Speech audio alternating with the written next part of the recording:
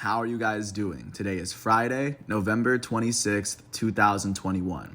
I'm James Sims, and for this episode of The Elite, I'm going to review the Elite matchups and performances from yesterday, Thursday, November 25th, 2021, also known as Thanksgiving here in the States. Taking a quick step back and looking where we are at this point in the calendar year. Football is almost over, as yesterday was the very first day of the final week of the college football regular season. The NFL season has about a month and a half left in it to go, and basketball has just gotten started as MLB is still waiting for the last of its awards to come in. Looking out overseas, Champions League is 5/6 of the way done, at least through group stage. Once they have one more group stage matchup, they will be able to seed the teams. But until then, teams are going to go back to domestic leagues. And taking a really quick look now, jumping back into it, starting with what's going on with college football. Starting off in the state of Mississippi, the unranked Mississippi State Bulldogs hosted the 9th-ranked Ole Miss Rebels. Ole Miss ended up beating Mississippi State 31-21 after they outscored the Bulldogs 10-6 in the first half. And then Ole Miss would outscore Mississippi State 21-15 in the second half as well. Ole Miss, the 9th-ranked team in the nation, was led by their starting quarterback, Matt Corral. He threw for 234 yards, a touchdown, and an interception. He would run for an additional 45 yards and a touchdown. That would combine for 279 total yards of offense with his 2 touchdowns. Their leading rusher, Jerrion Ealy, had 16 carries for 60 yards on the ground. He had 5 receptions for 43 yards and a touchdown through the air. That's 103 total yards of offense with his touchdown. Their second leading carrier, Snoop Connor, had 13 carries for 49 yards as he had 2 touchdowns. Ole Miss's leading receiver, Dontario Drummond, had 14 receptions for 134 yards. And on the defensive side of the ball, Chance Campbell led the Rebels in tackles. He had 12 of them. Jake Springer would finish second on the team as he had 10 tackles. Sam Williams had 5 tackles as he had 2 of the team's 3 sacks. With this win, the 9th-ranked Ole Miss Rebels are 10-2. They are now 6-2 in the SEC. With this loss, the Mississippi State Bulldogs are unranked, are now 7-5. They are now 4-4 in the SEC as well. There are more rivalry matchups that'll take place today, but once they're done, I'll come back tomorrow.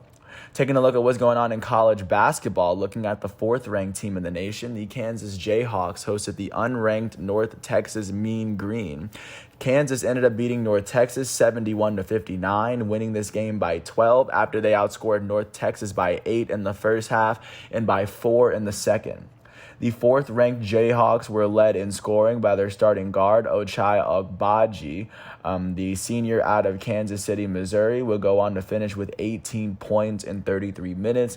He shot 6 for 12 from the field, 2 for 3 from 3, and a perfect 4 for 4 from the foul line. With this win, the 4th-ranked Kansas Jayhawks are 4-0, and with this loss, the unranked North Texas Mean Green are now 2-2. This was in the ESPN Events Invitational, by the way. Taking a look at what's going on with the 6th-ranked team in the nation, the reigning national champs, Baylor Bears, faced off against the unranked VCU Rams at the Battle for Atlantis, and Baylor would end up beating VCU 69-61, winning this game by 8 after they outscored VCU by 6 in the second half. The Baylor Bears were led in scoring by their starting guard, Matthew Mayer. Their starting senior out of Austin, Texas, would go on to finish with 15 points, 6 rebounds, and 2 steals in 29 minutes. He shot 5 for 13 from the field, 3 for 5 from 3 as well. With this win, the 6th-ranked Baylor Bears are 6-0. With this loss, the unranked VCU Rams are now 3-3. Taking a look at what's going on with the 10th-ranked team in the nation, the Alabama Crimson Tide faced off against the unranked Iona Gales in the ESPN Events Invitational. Iona would end up upsetting the 10th-ranked Crimson Tide, winning this one 72-68 after they outscored Alabama by 8 in the second half to overcome their 4-point deficit. On the losing end of this matchup, the 10th-ranked Alabama Crimson Tide were led in scoring by their starting junior, Jaden Shackelford. Shackelford finished with 19 points and 10 rebounds in 32 minutes. He shot 6 for 17 from the field, 4 for 10 from 3, and 3 for 4 from the foul line. The unranked Iona Gales were led by their starting guard, Nelly Jr. Joseph, their sophomore out of Nigeria. And of course, they were led by their guard off the bench, Walter Clayton Jr., as their freshman out of Florida. Both players finished with 15 points. Junior Joseph finished with 15 points, 11 rebounds, 2 steals, and 4 blocks in 35 minutes as he shot 5 for 10 from the field and 5 for 6 from the foul line. Clayton Jr. finished with 15 points in 20 minutes as he shot 5 for 9 from the field and 5 for 6 from the free throw line. With this win, the unranked Iona Gales are 6-0. With this loss, the 10th ranked Alabama Crimson Tide are now 4-1. Taking a look now at what's going on with the 19th ranked team in the nation, the Auburn Tigers faced off against the unranked Loyola Chicago Ramblers at the Battle for Atlantis. Auburn ended up beating Loyola Chicago 62-53, winning this game by 9 after they outscored Loyola Chicago by 7 in the second half. The Auburn Tigers were led in scoring by their starting forward out of Fayetteville, Georgia, Jabari Smith. Jabari Smith finished with 14 points in 29 minutes as he shot 7 for 9 from the field. With this win, the Auburn Tigers are now, or 19th ranked Auburn Tigers are 4-1. And with this loss, the unranked Loyola Chicago Ramblers are now 4-2. Taking a look at the 22nd ranked team in the nation, the UConn Huskies faced off against the unranked Michigan State Spartans at the Battle for Atlantis. And the 22nd ranked Huskies were upset by the unranked Spartans. Spartans beat the Huskies 64-60, winning this game by 4 after they outscored UConn by 8 in the first half. On the losing end of this matchup, the 22nd ranked Huskies were led in scoring by their starting forward, Adama Sanogo, their sophomore out of Mali. Sanogo will go on to finish with 18 points, 10 rebounds, and 6 blocks in 34 minutes as he shot 8 for 18 from the field and a perfect 2 for 2 from the foul line.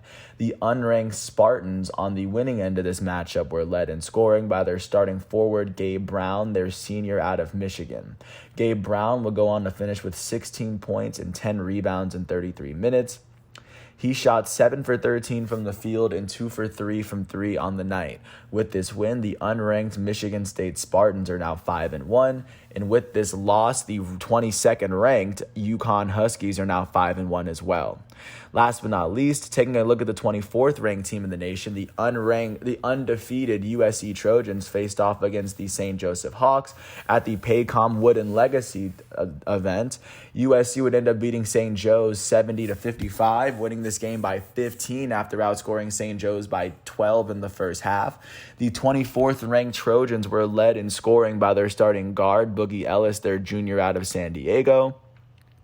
Boogie Ellis would go on to finish with 17 points in 30 minutes as he shot 8 for 14 from the field. With this win, the 24th ranked USC Trojans are 5-0. With this loss, the unranked St. Joe's Hawks are now 2-3 on the season. That's what's going on at the collegiate level from yesterday's Thanksgiving outings. Taking a look at what's going on in the NFL, starting off in Detroit, looking at the teams that play every year. The Detroit Lions, a Thanksgiving regular, hosted the Chicago Bears, and the Bears made sure that the Lions didn't get their very first win on Thanksgiving. The Bears beat the Lions 16-14 after the Bears outscored the Lions 13-7 in the first half. The Lions outscored the Bears 7-3 in the second half, and they were up 14-13. It would be a game-winning field goal on the last possession, on the last play by Cairo Santos from 28 yards out to give the Bears their 4th win of the season. On the losing end of this matchup, Jared Goff led the way for the Lions. He threw for 171 yards and 2 touchdowns. Their leading rusher, Jamal Williams, had 15 carries for 65 yards on the ground. He had 5 receptions for 18 yards through the air. He would combine for 83 yards on the day. Detroit's leading receiver was Josh Reynolds. He had 3 receptions for 70 yards as he finished with a receiving touchdown for himself. And then their leading tackler, Dean Marlowe, finished with 10 tackles leading the team. Amani Oruwariye would finish with the team's only interception. And with this, on the winning side of this matchup, the Bears were led by their starting quarterback, Andy Dalton. He threw for 317 yards, a touchdown, and an interception. Dalton was also the team's second leading rusher, running running for 11 yards. He had 328 total yards of offense. Their leading rusher, David Montgomery, finished with 17 carries for 46 yards on the ground. He had 3 receptions for 28 yards through the air, so that would combine for 74 total yards of offense. Their leading receiver, Darnell Mooney, finished with 5 receptions for 123 yards. On the defensive side of the ball, Jalen Johnson and Christian Jones led the team in tackles as they both had 6 of them. And with this win, the Chicago Bears are now 4-7. With this loss, the Detroit Lions are 0-10-1. As of course, now we are entering week 12, and the Lions still have yet to win a football game. Jumping out to Dallas, another Thanksgiving regular, the Dallas Cowboys hosted the Las Vegas Raiders, and the Raiders would end up beating the Cowboys 36-33 in overtime. The Raiders outscored the Cowboys 17-13 in the first half. The Cowboys outscored the Raiders 20-16 in the second half, 20-16 in the second half. And then it would go to overtime, and then it would be the Raiders winning it off of a field goal from Daniel Carlson from 29 yards out with about 4.5 minutes left in the game. On the losing end of this matchup, the Dallas Cowboys were led by their starting quarterback, Dak Prescott, out of Mississippi State. Dak Prescott threw for 375 yards and 2 touchdowns. He also ran for an additional 3 yards. That's 378 yards of offense. Their leading receiver, Michael Gallup, would finish with 5 receptions for 106 yards on the day. Their second leading receiver, Cedric Wilson, had 7 receptions for 104 yards on the day. On the defensive side of the ball, Keanu Neal was the team's leading tackler as he had 12 of them. Jaron Kearse had 11 tackles on the day, so and the Cowboys would combine for 3 sacks. On the winning end of this matchup, the Raiders were led by their starting quarterback, Derek Carr. He threw for 373 yards and a touchdown. He also ran for an additional 21. He would combine for 394 total yards of offense. The Raiders' elite running back, Josh Jacobs, finished with 22 carries for 87 yards and a touchdown on the ground. He also had 2 receptions for 25 yards through the air as he finished with 112 total yards of offense for Las Vegas. Their leading receiver, Hunter Renfrow, finished with 8 receptions for 134 yards.